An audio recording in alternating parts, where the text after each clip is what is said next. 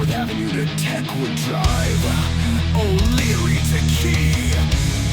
It's WreckTalk. What is going on, everyone, and welcome to WreckTalk. And today, we're in the heat, in the middle of ACC Media Days. We're all looking for that soundbite we can make fun of. Carson Beck comes out looking like a Marvel villain in all black, like black suit, black undershirt, gold chain, whatever. But Georgia Tech, I think in a calculated way, waits. I don't just think, I mean, it's obvious that they waited until it was Georgia Tech's day at ACC Media Day to release that Buster Faulkner has a new contract or an extension. I guess they're the same thing. He's going to be making $3 million of the next 2 years, $1.5 million for 2025 and $1.5 million for 2026. Now, and the details I don't think have been released, like in his past contract, if he went before a certain time, he owed like 200% of the remaining contract.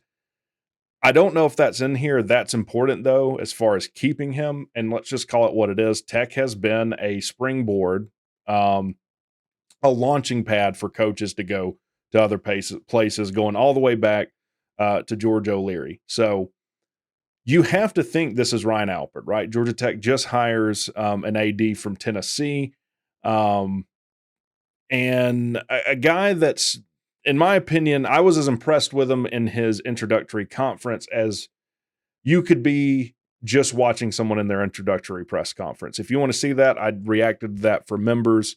Become a member today. There's a join button right below the bottom of the video.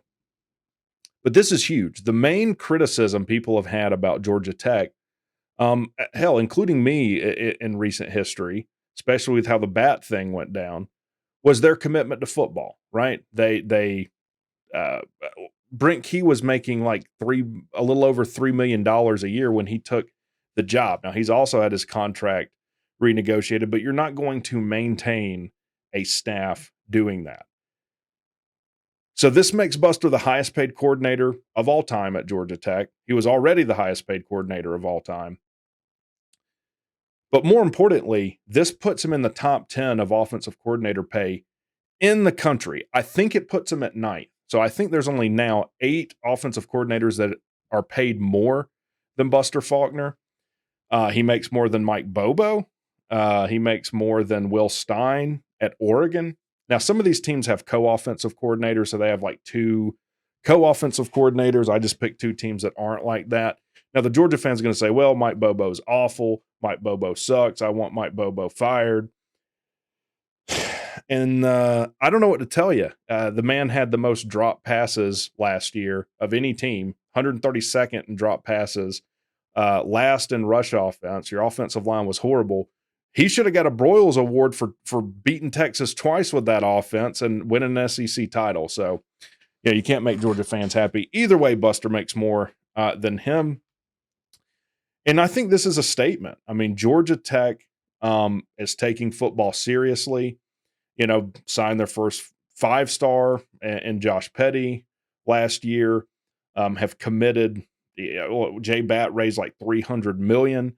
So things are looking up. Now, this also puts Buster top 25 in just general coordinator pay. Now, if you haven't looked at it, defensive coordinators, from what I can tell, make about twice what OCs do. There's a higher value on DCs. So I think like the top 5 or 6 highest paid coordinators are all DCs. But we haven't seen this at Georgia Tech in a long time, right? Like, when was the last time Georgia Tech had a coordinator making, or an OC making more than Georgia or any team that's at the top of the SEC?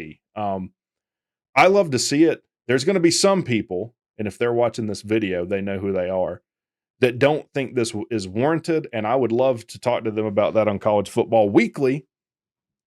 But it definitely is. It definitely is warranted. Does this keep him here for the full 2 years? We'll have to see what the rest of the contract details are. Now, Brent Key did talk about it in ACC Media Day, saying he was happy for Buster, that it was well-deserved. He couldn't be, basically more proud of him.